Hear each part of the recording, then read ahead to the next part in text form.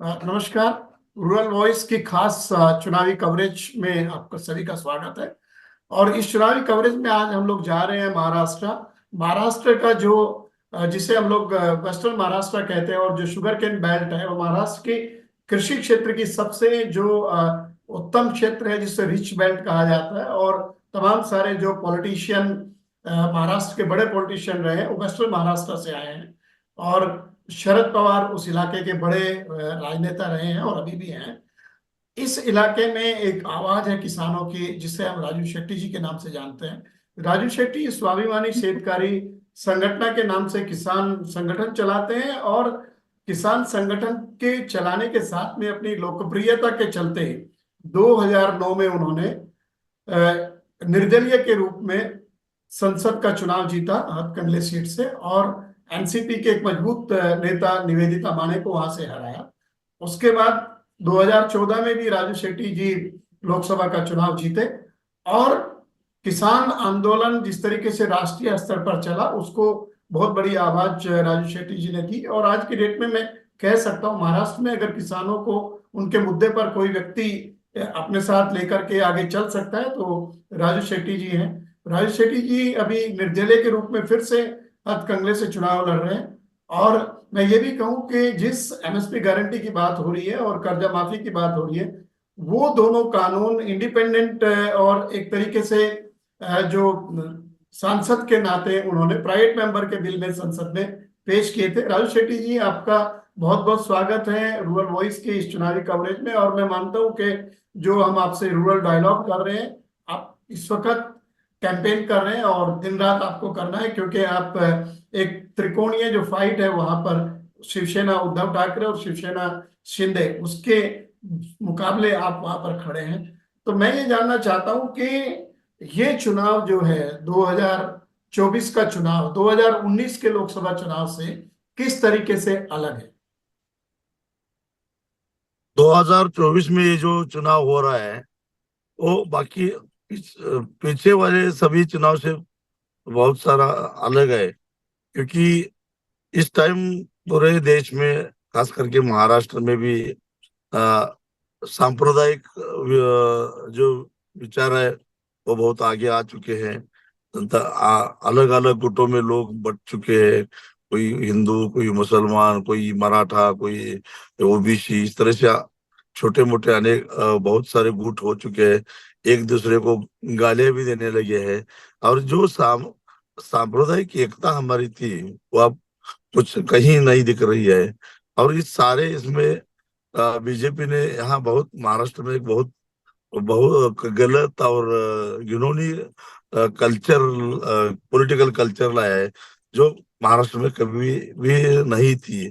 क्योंकि महाराष्ट्र में एक पॉलिटिकल कल्चर ऐसा था कि एक विपक्ष में रहने के बाद भी तो, निजी जिंदगी में ये सारे लोग, सारे राजनेता एक दूसरे की बहुत अच्छे दोस्त थे। एक दूसरे के साथ दोस्ती निभाते थे। और केवल इंटेलेक्चुअल लेवल पे उनकी डिबेट चलती थी। ये ऐसा कल्चर महाराष्ट्र में था। लेकिन आज की तारीख में ऐसा नहीं है। एक दूसरे के पार्टियों को तोड़ना, उनको साजिश बनाना, घूस देकर एमपी को फोड़ना, भ्रष्टाचार करना, और साथ ही साथ जो ज्यादा अपोज करता है, विरोध करता है, उसके पीछे कुछ ना कुछ इंक्वायरी लाना, उसको जेल में डालना। इस तरह का जो पॉलिटिकल कल्चर उन्होंने लाया है, तो इस पॉलिटिकल कल्चर से पूरी महाराष्ट्र में बहुत सारी गंदगी फैल गई है। और एक दूसरे के तरफ लोग अविश्वास के साथ देख रहे हैं। किसी का किसी के ऊपर भी भरोसा नहीं रहा है। और एक टोटल सब पॉलिटिकल कल्चर खत्म हो चुका है। और उसका प्रभाव जनता के ऊपर भी पड़ रहा है। जनता कोई कुछ बोलने के लिए तैयार नहीं है। पता अच्छा, नहीं कौन किसी ये पार्टी में राजू कब शेट्टी देगा। जी, ये बताइए कि आप एक राजनीतिक पार्टी के बजाय एक किसान संगठन जो है, स्वाभिमानी पक्ष जो है, वो स्वाभिमानी शेतकरी संगठन के रूप में ज्यादा एक लोगों के बीच में बड़ा एक्सेप्टेंस रहा है, और उसी के चलते लोग आपको चुन करके भेज दे रहे हैं। और ये चुनाव में आपको लगता है कि जो किसानों के जो मुद्दे हैं उनको आप लोगों के बीच में पहुंचाने में कामयाब हो रहे हैं अपने लोकसभा क्षेत्र में? जी हाँ, क्योंकि एक तो मैं हमेशा लोगों के साथ काम करता हूँ, और मेरे जड़ तक जड़ें बहुत मजबूत है गांव में। इसलिए लोगों को मुद्दा मालूम है। मुझे यही दुख है कि आज तक चुनाव के जो कैंपेनिंग होते हैं उनमें कहीं भी मुझे किसान नहीं दिख रहा है, आम आदमी नहीं दिख रहा है, महंगाई के बारे में बात नहीं हो रही है, बेरोजगारी के बारे में बात नहीं हो रही है। सिर्फ डेवलपमेंट की बात होती है कि डेवलपमेंट कहीं मुझे दिख नहीं रही है। लेकिन हम जो बात करते हैं वो गन्ने की बात करते हैं, गन्ने की रेट की दाम करते हैं। गन्ने को रेट क्यों नहीं मिल रहा है? तो सरकार ने चीनी एक्सपोर्ट बैन किया है। सोयाबीन को रेट क्यों नहीं मिलता है? तो अदानी ने बहुत तादाद से पाम तेल इंपोर्ट किया है, उस इंपोर्ट ड्यूटी में उसको छूट मिली है। इसलिए सोयाबीन के दाम 9,000 से 4,000 तक नीचे आ चुके हैं। ये हम किसानों को समझाते हैं।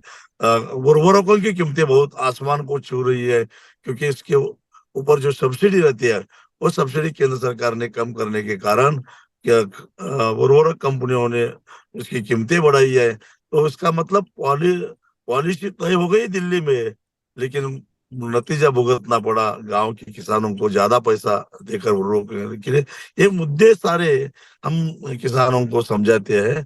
और वोट हमें इसलिए देना है क्योंकि इस ये जो सारी नीतियां है इसके खिलाफ मुझे वहाँ लोकसभा में जाकर संघर्ष करना है। सरकार को उसके बारे में मैं पूछूंगा कि क्यों भाई ऐसा गांव के खिलाफ आपने नीतियां बनाई है। ये सब मैं समझाता हूँ। इसलिए कम से कम मैं तो मुद्दों के आधार पर चुनाव लड़ रहा हूँ। और सिर्फ चुनाव नहीं लड़ रहा हूँ, तो चुनाव के लिए जो खर्चा होता है उसका उसको पैसा भी मुझे लोग दे रहे हैं। आज तक तकरीबन 40 लाख से भी ज्यादा चंदा मेरे पास इकट्ठा हो चुका है। तो नहीं, मुझे मेरे याद है, अभी भी एक बार मैं आपके चुनाव क्षेत्र में गया था, और मुंबई से सांगली जाने के रास्ते में जो है, मुझे कुछ इवन बिजनेसमैन ने बोला था कि जब आपका पहला चुनाव था 2009 का, किस तरीके से लोगों ने आपको कंट्रीब्यूट किया था, और जो आप पैसा आप बचा वो आपने वापस भी किया। तो इस बार भी आप देख रहे हैं कि वो 2009 का आपका जो चुनाव है, लोग चाहते थे कि आप संसद में जाएं, उस तरीके का माहौल बनाने में आप कामयाब हो पा रहे हैं? जी, उसी तरह का माहौल आज भी है। आज कि आजकल बहुत कड़ी धूप रहती है, लेकिन इस धूप में भी किसान बाहर निकलते, क्योंकि सुबह 9 बजे तक वो अपना खुद का काम करते हैं, घर का काम करते हैं, जानवरों को चारा देना पड़ता है। उसके बाद दोपहर की का रोटी लेकर वो घर से बाहर पड़ते हैं। और गांव गांव में भटक जाकर दूसरे किसानों को समझाते हैं, जो कहीं खेत मजदूर होते हैं उनको समझाते हैं। गांव शहरों में जाते हैं, वहां के लोगों को समझाते हैं। वहाँ लोगों को कहते हैं कि हमारा ये किसान नेता पार्लियामेंट जा रहा है, उसको वोट दे दो। इस तरह से अपने अपने जो कांटेक्ट होते हैं वो कांटेक्ट लेकर किसान घूम रहे हैं। तकरीबन 50,000 लोग इधर से उधर, उधर से इधर घूम रहे हैं, जी। और वो सिर्फ और सिर्फ मुझे जितवाने के लिए घूम रहे हैं। अच्छा, ये बताइए कि आप कह रहे हैं कि इस पूरे चुनाव में, इतना बड़ा चुनाव है देश का, उसमें किसान मुद्दे के रूप में नहीं आ पा रहा है, और जो बड़े राजनीतिक दल हैं किसान को केंद्रित करने के बजाय बाकी दूसरी चीजों पर ज्यादा बात कर रहे हैं। कोई मैनिफेस्टो की बात कर रहा है, कोई हिंदू मुसलमान की बात कर रहा है, कोई मंगलसूत्र की बात कर रहा है, कोई संसाधनों के बंटवारे की बात कर रहा है। बट जो एक किसानों के अपने जो जमीनी मुद्दे, आपने कहा कि कपास का दाम नहीं मिल रहा है, सोयाबीन का दाम नहीं मिल रहा है, उसके पीछे की जो मुख्य वजह है उसको एड्रेस करने की कोशिश नहीं हो रही है। ये क्या वजह है कि ये जो बड़े दल हैं उन मुद्दों को सामने नहीं ला पा रहे हैं? क्योंकि उन्हें पता है कि ये अगर चीजें सामने आई तो अगर उनकी भी जिम्मेदारी पड़ती है कि उसके बाद चुनाव के बाद कि भी उस मुद्दे के ऊपर उनको संघर्ष करना पड़ेगा, वो आगे लेके जाना पड़ेगा। लेकिन ये कोई भी नहीं चाहता कि किसानों को कुछ अच्छा अवसर मिले, या थोड़ा पैसा मिले, या उसकी कमाई बढ़े बढ़े। ऐसे ये ये चाहत किसी का भी नहीं है। और ये सब कमर्शियल पॉलिटिकल पार्टियां बन चुकी है। इनको सिर्फ पैसा फेंको, चुनाव जीतो, और जीतने के बाद जो बाद में रंग ढंग करो, ऐसे एक इन सब की नीतियां रहती है, इसलिए इनको किसानों के जो जमीनी वाले मुद्दे हैं वो सुनने में या उसके बारे में बात करने में किसी को दिलचस्पी नहीं है। ये एक राजू शेट्टी जी, एक रोजगार एक बड़ा मसला है खासतौर से ग्रामीण भारत में, क्योंकि वहां पर बहुत ज्यादा उद्योग तो नहीं होते। और जो ग्रामीण युवक हैं और जो ग्रामीण परिवारों के बच्चे हैं, वो चाहते हैं कि उन्हें कहीं ना कोई काम धंधा मिल जाए, सरकारी नौकरी या गैर सरकारी नौकरी मिल जाए। और बेरोजगारी के जो आंकड़े आए हैं वो काफी चिंताजनक है देश भर में। ये रोजगार के मुद्दे पर आपके सामने क्या स्थिति बन रही है वहां पर? किस तरीके का सवाल लोग खड़ा कर रहे हैं और आप उनको किस तरह से सेटिस्फाई कर पा रहे हैं कि आप क्या कर पाएंगे उनके लिए? देश की जो कई आर्थिक नीतियां रही है उसका नतीजा ये बेरोजगारी बढ़ना है, क्योंकि इन्होंने सिर्फ बड़े उद्योगपति कारपोरेट सेक्टर को बढ़ावा दिया, लेकिन माइक्रो और मीडियम और स्मॉल स्केल इंडस्ट्री जो है उसकी तरफ उन्होंने ज्यादा ध्यान नहीं दिया।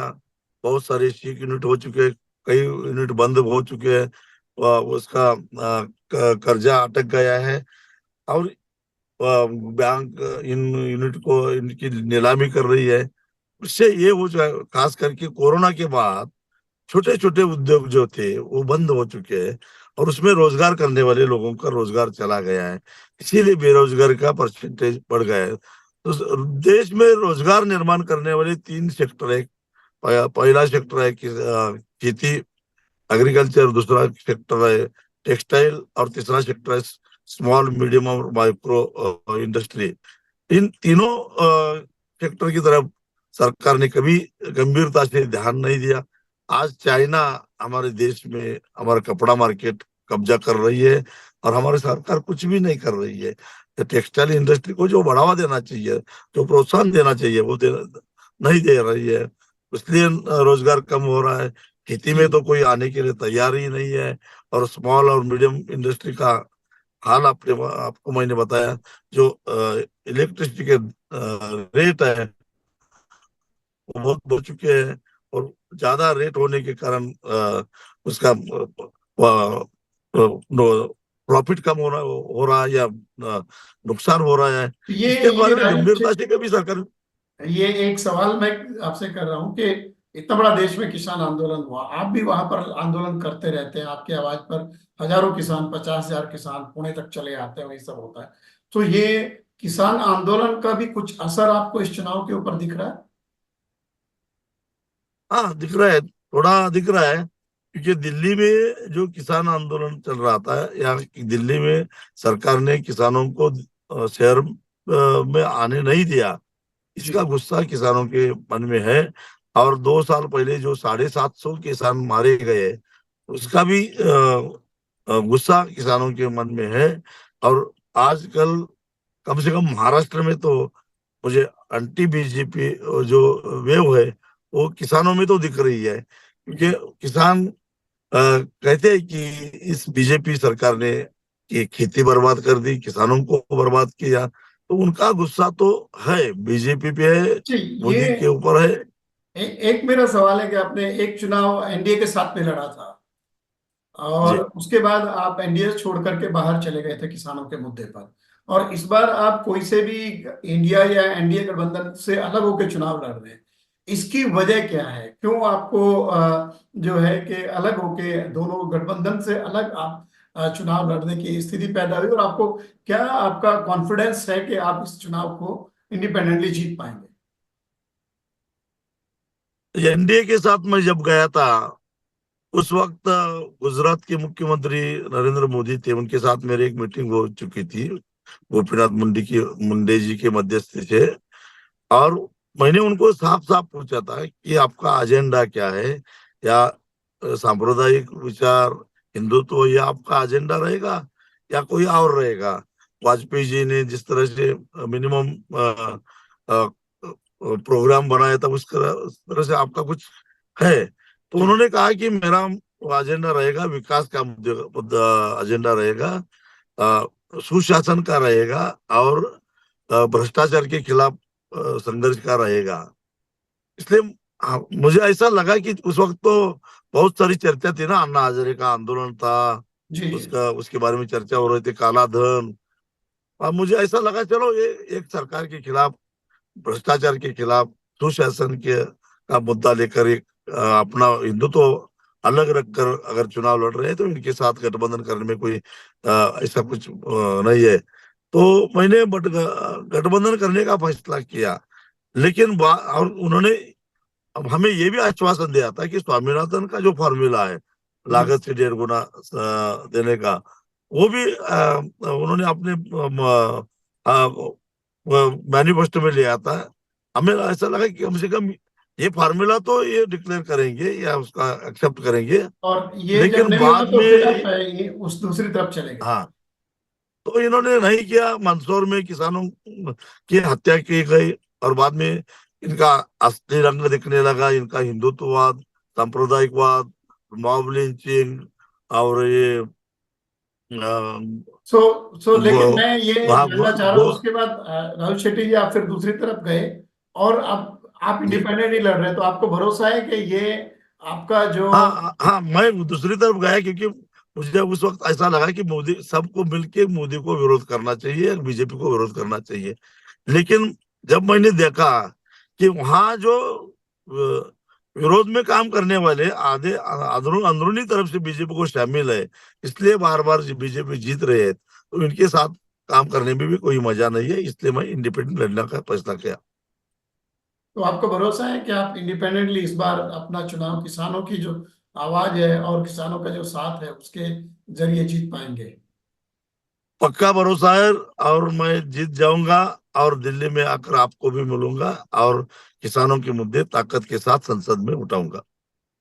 राजू शेट्टी जी, आपका बहुत बहुत धन्यवाद कि इतना जो व्यस्त कार्यक्रम है, क्योंकि आपके साथ कोई राजनीतिक दल नहीं है, आपको खुद चुनाव लड़ना है, आपके कार्यकर्ता आपको और आपके जो संगठन के लोग हैं, किसान संगठन के, आपके साथ मेहनत कर रहे हैं। और हम देखेंगे कि जब 4 जून को नतीजे आएंगे कि जिस तरीके से आपने 2009 और 2014 में इस सीट का प्रतिनिधित्व किया, क्या जनता इस बार भी आपको हथकंडले का प्रतिनिधित्व सौंपेगी? ये तो अब अगले कुछ दिन में आप वोटिंग मशीन में आपका ये तय हो जाएगा, वोट चला जाएगा। आपके समय देने के लिए बहुत बहुत धन्यवाद, शुक्रिया। नमस्कार।